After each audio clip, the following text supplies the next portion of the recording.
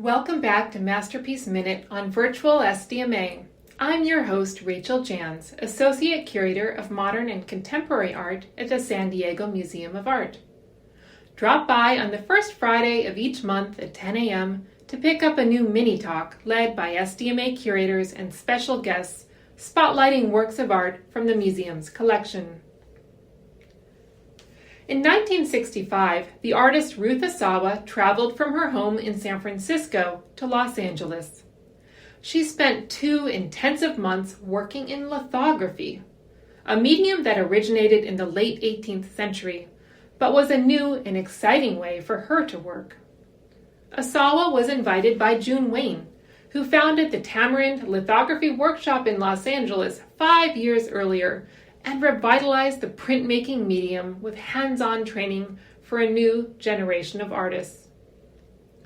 Created in 1965, Plane Trees 2 is one of the 54 prints Asawa created with a team of master printers during her residency in Los Angeles.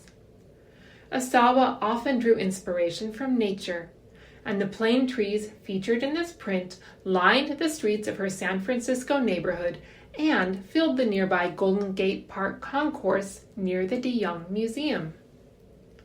In fluid and brushy black ink on white paper, the work features a series of trees receding into the distance.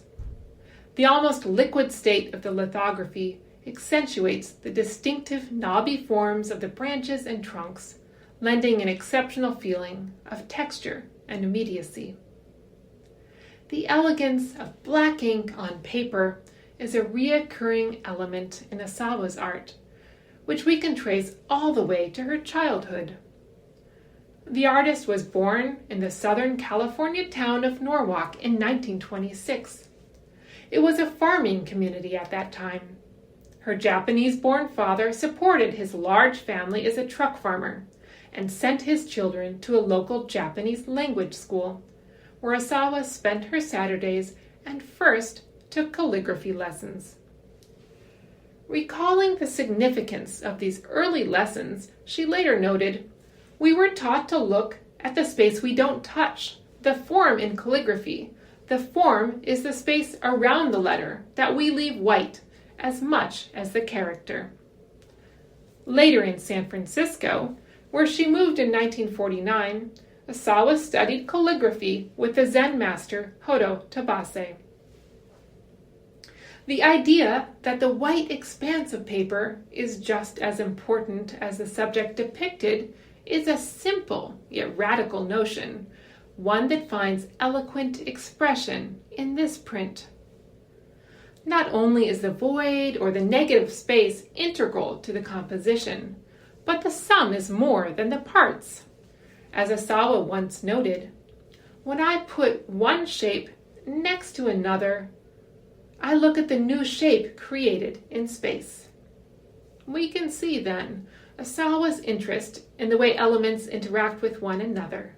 And interestingly, the grouping of trees in her composition reflects her ideal way of displaying the sinuous looped wire sculptures for which she is best known, in groups and clusters.